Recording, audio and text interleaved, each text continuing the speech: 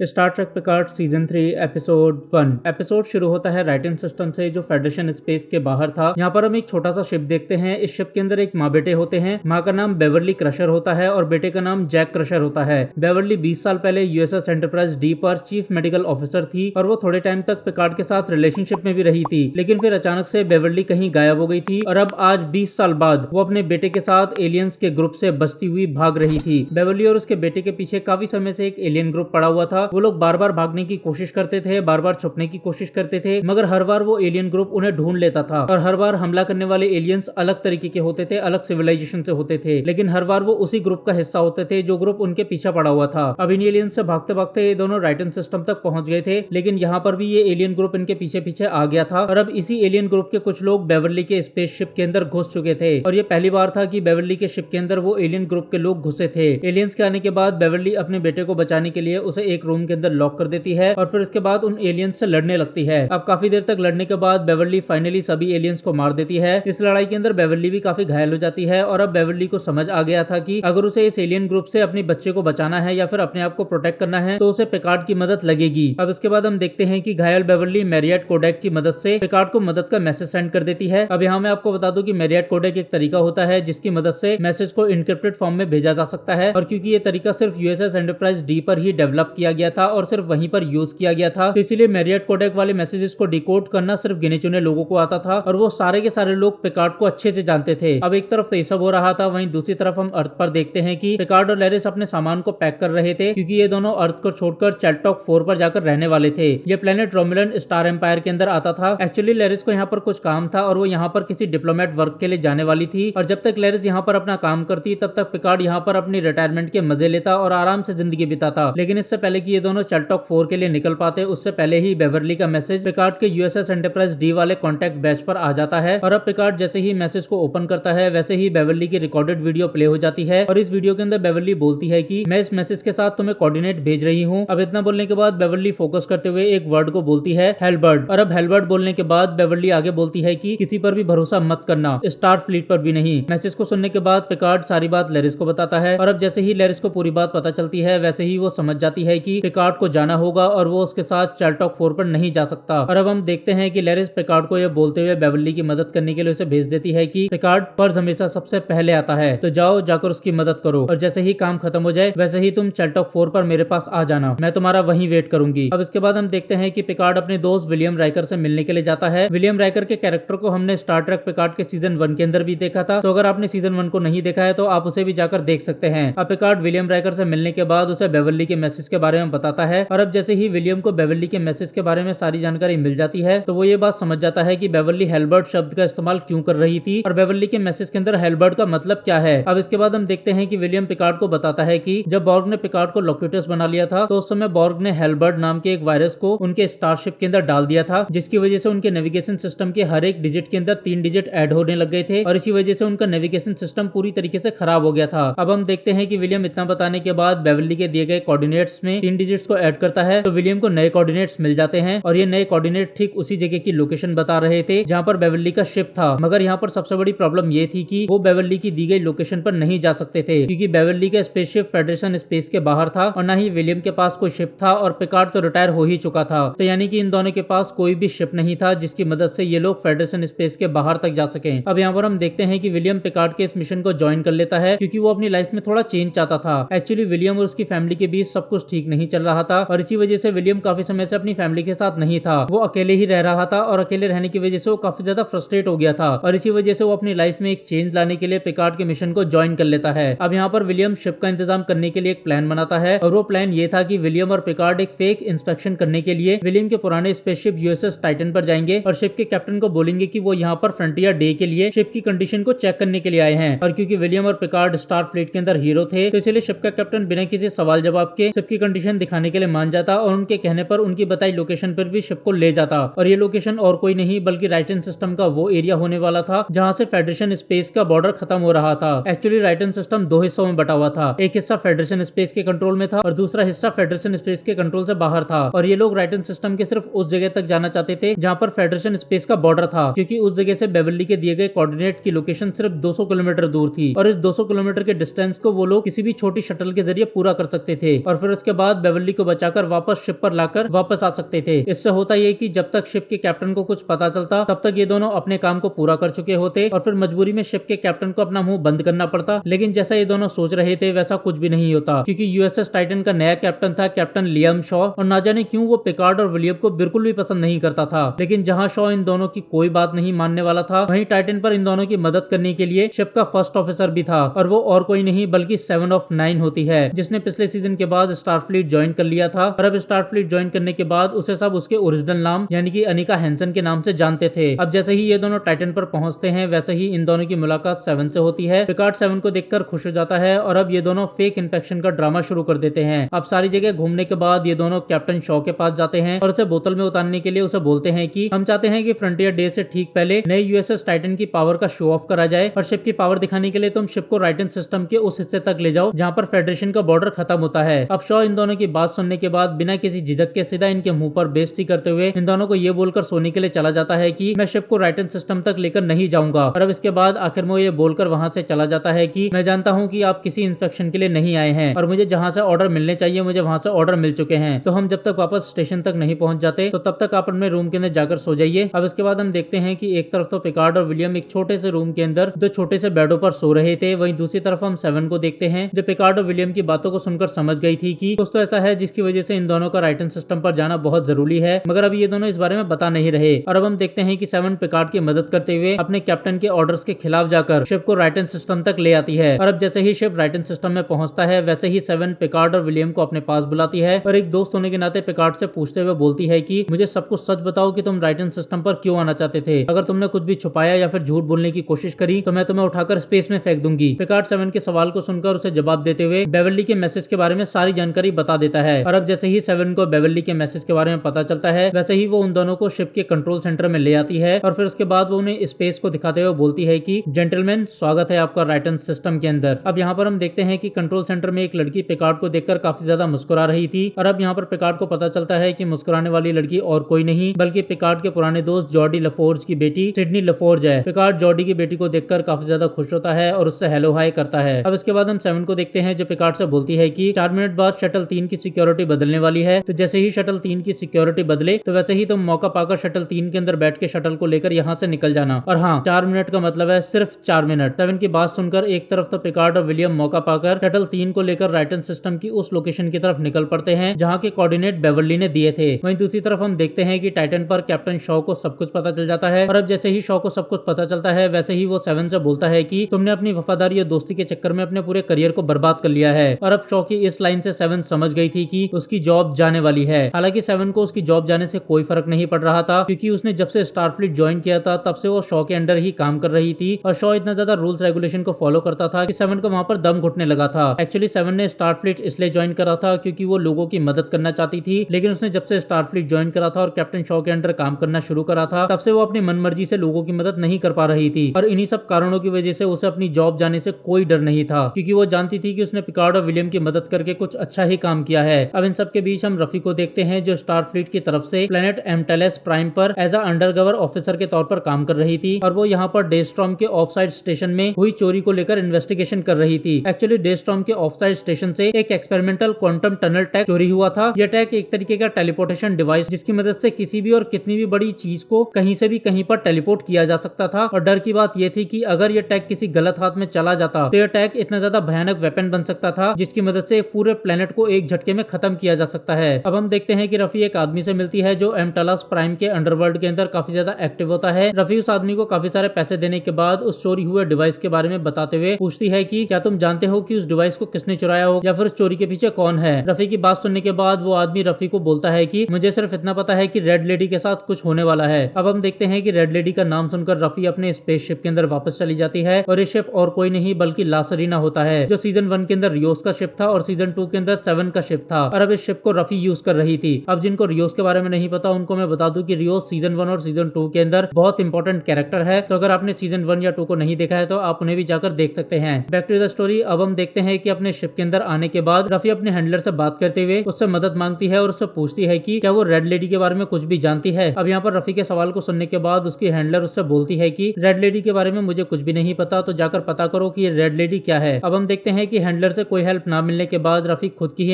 Investigation चालू कर देती है और अब काफी छानबीन करने के बाद उसे पता चलता है कि एम्टालस प्राइम के डिस्ट्रिक्ट 7 के अंदर एक स्टारफ्लीट रिक्रूटमेंट बिल्डिंग है और यहाँ पर 24th सेंचुरी की फीमेल स्टारफ्लीट ऑफिसर रेचल गैरेट का एक स्टैचू लगने वाला है। रेचल गैरेट का एक स्टैचू लगने वाला है और उस स्टैचू का कलर रेड है। और अब रेचल गैरेट के स्टैचू को देखने के बाद रफी समझ जाती है कि जिन्होंने भी क्वांटम टनल टेक को चुराया है वो क्वांटम टनल टेक की मदद से रिक्रूटमेंट बिल्डिंग पर हमला करने वाले हैं। और अब इससे पहले कि रफी रिक्रूटमेंट बिल्डिंग को इन सब के बारे में इन्फॉर्म कर पाती, उससे पहले ही उसकी आंखों के सामने पूरी की पूरी रिक्रूटमेंट बिल्डिंग को क्वांटम टनल टेक की मदद से जमीन के नीचे से ही टेलीपोर्ट करके थोड़ी ही दूरी पर आसमान से नीचे गिरा दिया जाता है। और अब इस एलियन टेरर अटैक के अंदर काफी सारे सिविलियन और काफी सारे स्टारफ्लीट ऑफिसर मारे जाते हैं और रफी सिर्फ देखती रह जाती है। अब इसके बाद हम राइटन सिस्टम के अंदर देखते हैं कि पिकार्ड और विलियम को बेवर्ली का शिप मिल जाता है और अब शिप के मिलने के बाद ये बेवर्ली के शिप के अंदर जाते हैं और अब इन्हें यहाँ पर बेवर्ली मेडिकल पॉट के अंदर सोई हुई मिलती है और साथ ही यहाँ पर मिलता है बेवर्ली का वो बेटा जिसके बारे में अब तक पिकार्ड और विलियम को कुछ नहीं पता था।